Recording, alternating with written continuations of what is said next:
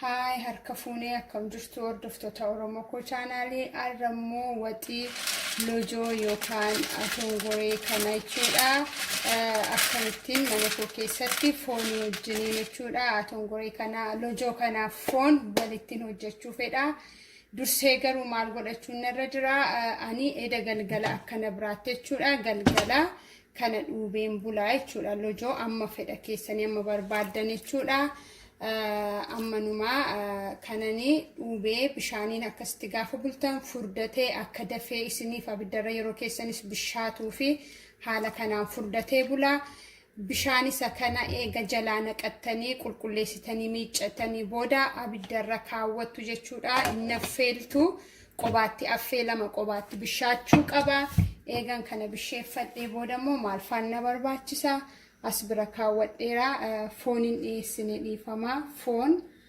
shunkurtiidha qullubbiidha jinjibila timaatimii asbira qaba warra kana eegan qopheeffadhee booda gara hojii isaatiitti walii wajjiniin hojjenna warra kana mummuradhee lojoo koo affeelee gara keessanitti deebi'een dhufa anuma faana tura.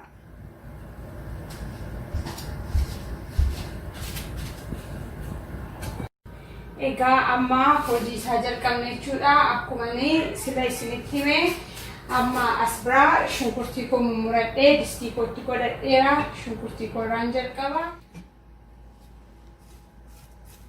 akkuma isinitti mul'atu akkasitti kunoo shunkurtii koo qopheeffadheera itti qabsiiseera jechuudha ittaane asbira kunoo akkuma sila isiniin jedhee timaatimii koo mummuradheera foon kunoo haala kana mummuradheera baay'ee nan barbaachisu asbira immoo qullubbiif jinjibiladha tumeetanii kanaani kun soogiddadha kun barbarreedha kun zayitiidha egaa bishaanis na barbaachisa warroota kanaanin hojjedha amma hojii isaa hojjenna asbiratti immoo folfolee koo akkuma isinitti mul'atu kunoo bishaachaa jira kunoo gaafa bisheessitanii hanga harka keessan irratti xuruutti caccabuu danda'utti jechuudha akka amma xiqqoo ishee afaa kanaaf bisheessaa uma bukkeetti yeroo keenya qusachuuf jechaadha bukkeetti inni abishaatu anas biraa shunkurtii koon hojjetadha wal faana hojjechuu dandeenya jechuudha bukkeetti affeellata bukkeetti shunkurtii bisheeffachuu dandeenya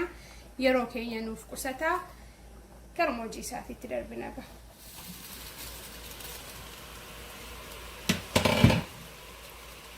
shunkurtii koo akkasitti eega xiqqoo ishee naa bishaatee booda isinitti mul'ata akkasitti eega bishaatee booda maalan godha timaatimii koon itti naqadha jechaadha wal faana naafa bishaatu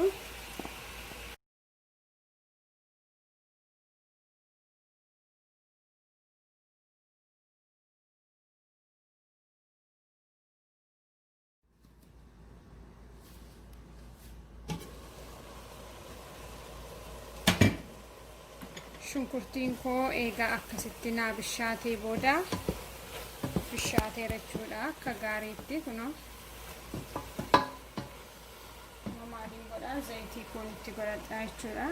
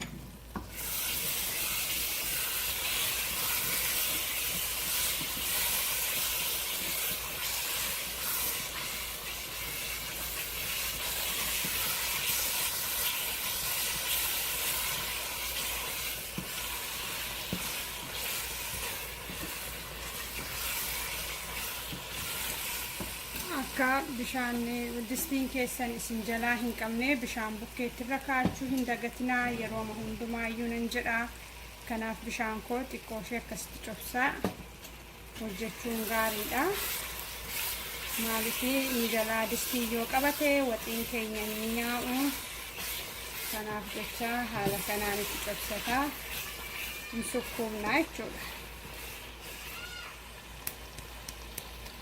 Kanattaan immoo fooniin itti godhadha.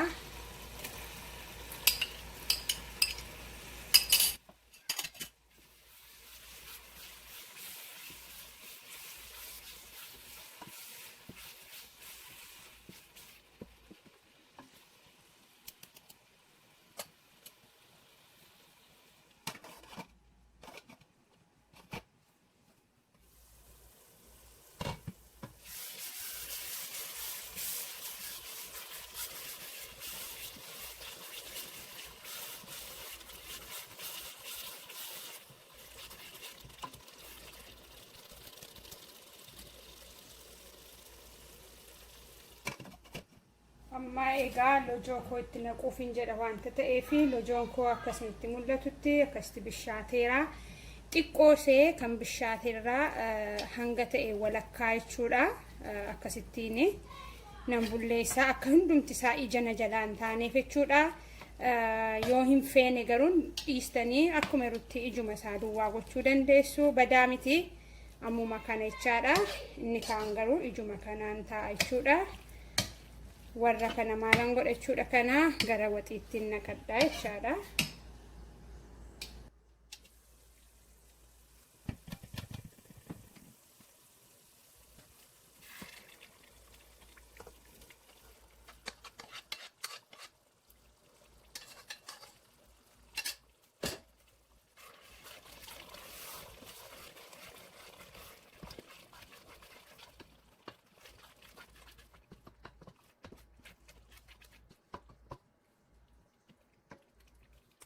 Kan inni xiqqoo ishee maankiyaadhaan akka bubburussuu godhe maaliif yeroo waxiin keenya bishaatu akka furdaanuu ta'u akka akkasii ta'uufidha. Walakkaan isaa garuu ijuma isaa ta'uu qaba. Amma egaa akkas goonee booda itti qadaaddanna.